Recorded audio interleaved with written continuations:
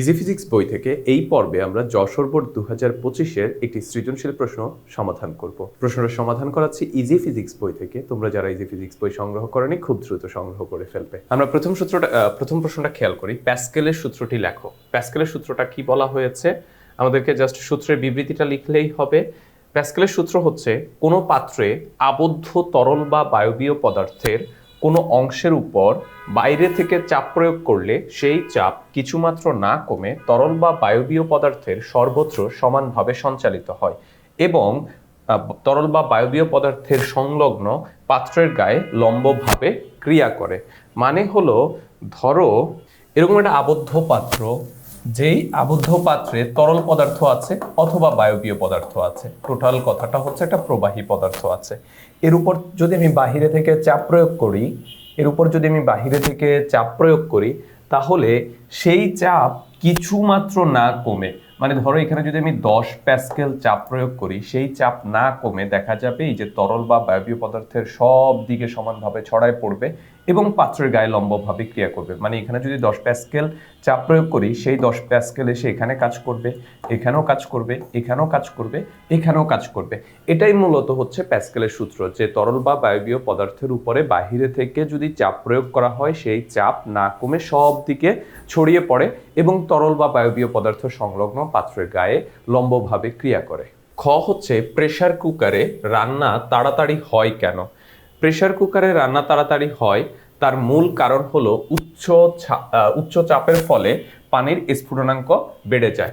মানে আমরা যখন হচ্ছে প্রেসার কুকার মূলত কাজ করে কিভাবে? প্রেসার কুকারের মধ্যে তোমার ঢাকনাটা খুব শক্তভাবে আটকে থাকে, যার ফলে সেখানে যখন তাপ দেওয়া হয় তখন ভেতরে উচ্চ চাপের সৃষ্টি হয়, কারণ আয়তন যেহেতু বৃদ্ধি পাচ্ছে না, তখন প্রচন্ড চাপের সৃষ্টি হয়। এই চাপের ফলেই মূলত সেখানে খুব দ্রুত রান্না হয়। প্রেসার কুকারের ঢাকনা ভালোভাবে বন্ধ থাকায় বাষ্প বের হতে পারে না, যার কারণে ভেতরে চাপ বেড়ে যায়। এই অতিরিক্ত চাপের কারণে পানির স্ফুটনাঙ্ক বেড়ে যায়, ফলে প্রেসার কুকারের মধ্যে খাবার বেশি তাপমাত্রায় ফুটে। কুকারের ভেতরের গরম বাষ্প খাবারের চারপাশে ঘুরে তাপ দ্রুত সরবরাহ করে। তাপমাত্রা যত বেশি হয় খাবার তত দ্রুত রান্না হয়, তাই বলা যায় প্রেসার কুকারের রান্না তাড়াতাড়ি হয়। মানে ভেতরে যখন চাপ বেড়ে যায় তখন অটোমেটিক্যালি পানির স্ফুটনাঙ্ক বেড়ে যায়, আর পানির স্ফুটনাঙ্ক বেড়ে যাওয়ার কারণে তাপগুলা খাবারের মধ্যে বেশি পরিমাণে সঞ্চালিত হতে পারে, বা বাষ্পটা পাত্রের ভেতরে হচ্ছে চারদিকে খুব দ্রুত ঘোরাঘুরি করতে পারে। এখন এই তাপের কারণে মূলত খাবারটা দ্রুত রান্না হয়। তাহলে প্রথম কারণটা হচ্ছে উচ্চ চাপের সৃষ্টি, সেকেন্ড কারণটা হচ্ছে উচ্চ চাপের ফলে পানির স্ফুটনাঙ্ক বৃদ্ধি পায়, থার্ড কারণটা হচ্ছে পানির স্ফুটনাঙ্ক বৃদ্ধি পেলে ভেতরে বাষ্পটা বা উত্তপ্ত বাষ্পটা সবদিকে খুব বেশি সময় ধরে ঘোরাঘুরি করতে পারে বলে খাবারটা খুব দ্রুত রান্না হয়। গ নম্বর প্রশ্নটা খেয়াল করো, এই বস্তুটির পানিতে ওজন কত হবে? এখানে একটা বস্তুর কথা বলা আছে এ, যার দৈর্ঘ্য আছে, প্রস্থ আছে, উচ্চতা আছে এবং ভর বলা আছে 20 কেজি। এখন এই বস্তুটার পানিতে ওজন কত হবে সেটা আমাদেরকে বের করতে বলা হলো। একটা বস্তুর নর্মালি বাতাসে একটা ওজন থাকে, যেটাকে আমরা নর্মাল ওজন বলে ক্যালকুলেট করে থাকি আর কি। তো এই ওজনটার বস্তুটাকে যখন আমি পানিতে ডুবাই, তখন পানি বস্তুটার উপর ঊর্ধ্বমুখী একটা বল প্রয়োগ করে, যেটাকে আমরা বলি হলো প্লবতা। এখন এই প্লবতার কারণে বস্তুর ওজন কিছু পরিমাণ হ্রাস পাওয়ার ফলে সে একটা ওজন লাভ করে। এই ওজনটাই মূলত হচ্ছে পানিতে ওজন। তাহলে আমাদেরকে পানিতে ওজন বের করার উপায়টা হচ্ছে বস্তুর বাতাসে ওজন বের করব, তার থেকে অপসারিত পানির ওজনটা বাদ দিয়ে দিব, মানে প্লবতাটা বাদ দিয়ে দিব। অর্থাৎ প্লবতা বলতেই অপসারিত পানির ওজনকে বোঝানো হয়। তাহলে বাতাসে ওজন থেকে প্লবতা বা অপসারিত পানির ওজন যদি বাদ দিয়ে দিই, তাহলে যেটা পাওয়া যায় সেটাই বস্তুটার পানিতে ওজন। এখন দেখো, এই বস্তুর বাতাসে ওজন বা নরমালি বস্তুর ওজন W হলো mg। এম হচ্ছে বস্তুর ভর বলা আছে 20 কেজি এবং অভিকর্ষজ ত্বরণ হলো 9.8। তাহলে এখান থেকে ক্যালকুলেট করলে পাচ্ছে 196 নিউটন।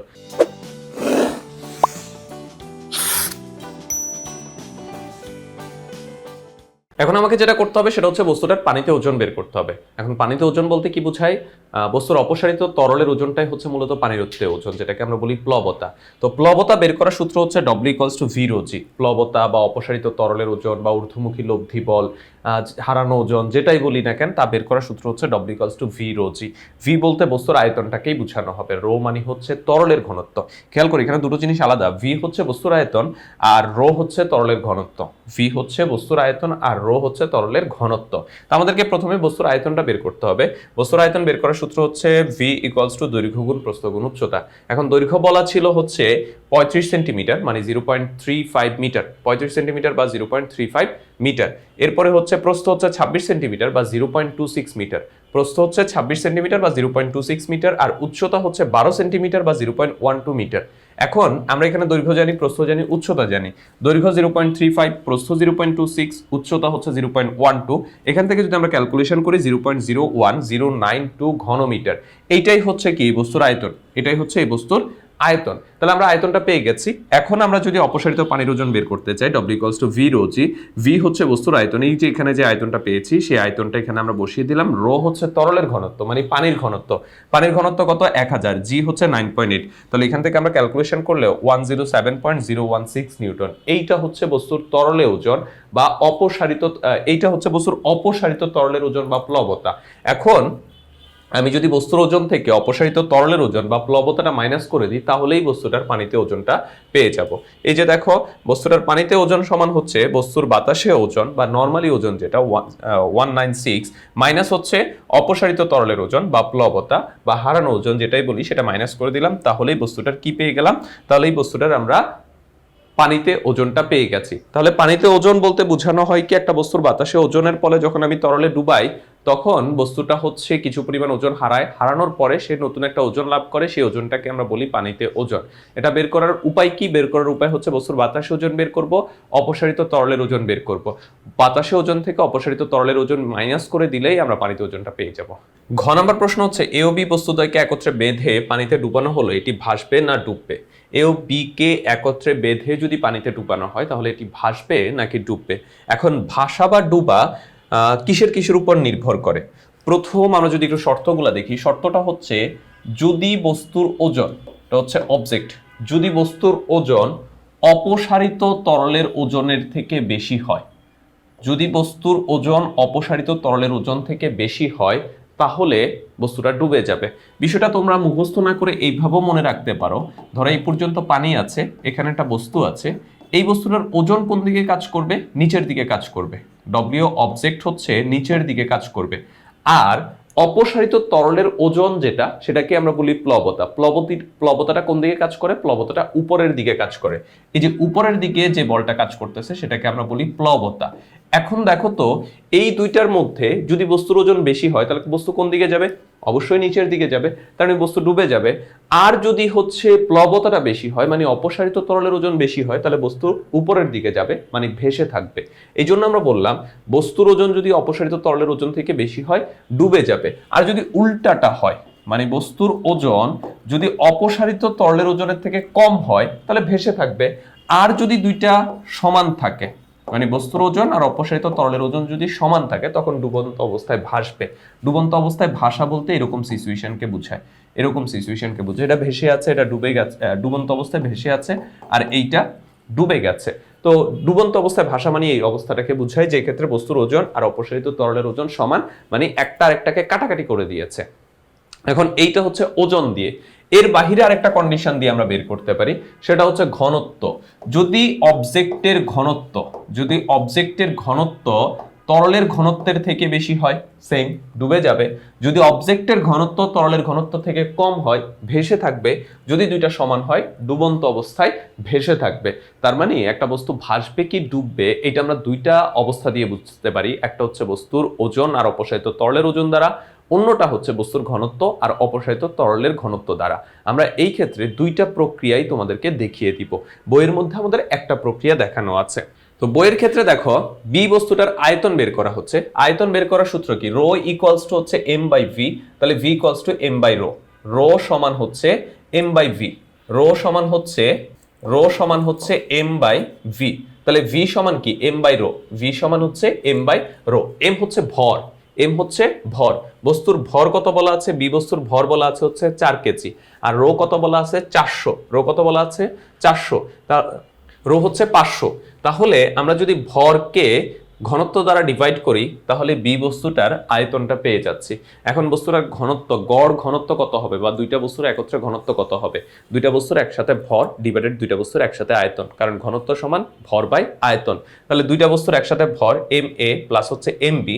এম এর এর ভর ছিল 20 কেজি, বি এর ভর ছিল 4 কেজি, দুইটা যোগ করে দিলাম। আর দুইটার আয়তন, এর আয়তন আমরা গতে ক্যালকুলেশন করে বের করেছিলাম, আর বি এর আয়তন আমরা এখানে বের করেছিলাম। দুইটা যোগ করে দিলাম, আমরা পেয়েছি কত? 1268.5 কেজি পার ঘনমিটার। তার মানে আমরা এই ক্ষেত্রে বস্তুটার মানে দুইটা বস্তুকে একসাথে বাঁধা হলে ঘনত্ব যেটা সেটা পেয়ে গেছি।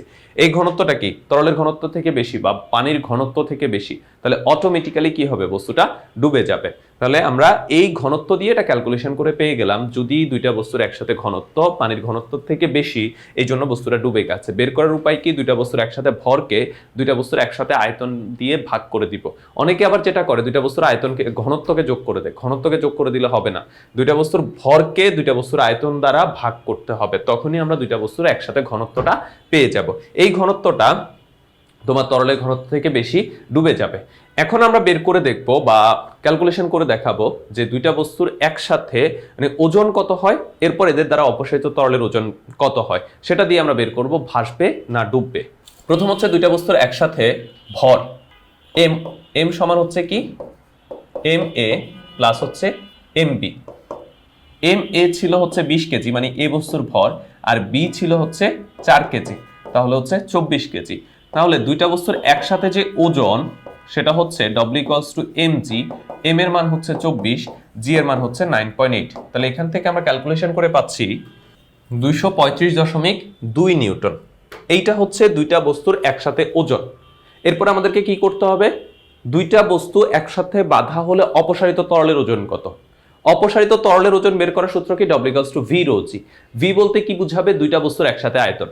তো দুইটা বস্তুর একসাথে আয়তন কিন্তু আমরা ওইখানে বের করেছি, বা কিভাবে বের করেছি তোমরা জানো। যদি তুমি ওই প্যাটার্নের সমাধান করো তাহলে এখান থেকে হচ্ছে দুইটা বস্তুর একসাথে আয়তনটা বের করে নিবা। একটার আয়তন গতে বের করা আছে, আর একটার আয়তন এই যে এখানে বের করতে হয় কিভাবে সেটা দেখিয়ে দিয়েছি। তো প্রথমটার আয়তন হচ্ছে 0.01092, আর দ্বিতীয়টার আয়তন ছিল ঘতে আমরা বের করে দেখেছিলাম 0.008। আবারও বলছি, আমরা যখন অপসারিত তরলের ওজন বের করব তখন দুইটা বস্তুর একসাথে আয়তনটা বের করতে হবে। তো দুইটা বস্তুর একসাথে আয়তন বের করার উপায় কি? দুইটা বস্তুর আয়তনকে যোগ করে দেয়া। তাহলে প্রথম বস্তুর আয়তনটা এটা আমরা গতে বের করেছিলাম, দ্বিতীয় বস্তুর যে আয়তনটা এইটা এইখানে বের করে দেখিয়েছিলাম, এই যে এইভাবে বের করবা দ্বিতীয় বস্তুর আয়তন। তারপর আমরা এখানে দুইটা আয়তনকে যোগ করে দিয়েছি, আয়তনটাকে যোগ করে দিলে আমরা দুইটা বস্তুর একসাথে আয়তনটা পেয়ে যাব, সেটা হচ্ছে 0.01892। এটা হচ্ছে দুইটা বস্তুর একসাথে আয়তন। এবার অপসারিত তরলের ওজন বের করব, W = হচ্ছে v rho g। এখন v এর মান হচ্ছে 0.01892, রো হচ্ছে 1000, আর g হচ্ছে 9.8।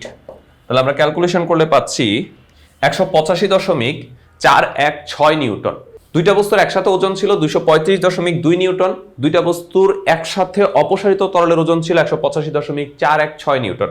আমরা দেখতে পাচ্ছি দুইটা বস্তুর একসাথে ওজনের থেকে অপসারিত তরলের ওজনের পরিমাণ কম, আর আমরা জানি যে বস্তুর ওজন যদি বেশি হয় তাহলে অবশ্যই ডুবে যাবে। তাহলে দুইটা প্রসিডিউরে তোমাদেরকে ঘ নাম্বারটা সমাধান করে দেখিয়েছি। একটা হচ্ছে দুইটা বস্তুর একসাথে ঘনত্ব বের করে দেখেছিলাম যে বস্তুদ্বয়ের ঘনত্ব তরলের ঘনত্ব থেকে বেশি, তাই ডুবে যাবে।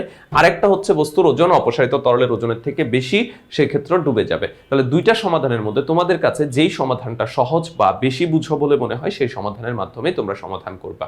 তো এটাই ছিল এই প্রশ্নের আমাদের সমাধান বা এই সৃজনশীলের সমাধান। প্রশ্নগুলো আমরা সমাধান করাচ্ছি ইজি ফিজিক্স বই থেকে। তোমরা যারা ইজি ফিজিক্স বই সংগ্রহ করেনি খুব দ্রুত সংগ্রহ করে ফেলবে। সবাই ভালো থাকবে, সুস্থ থাকবে। আল্লাহ হাফেজ।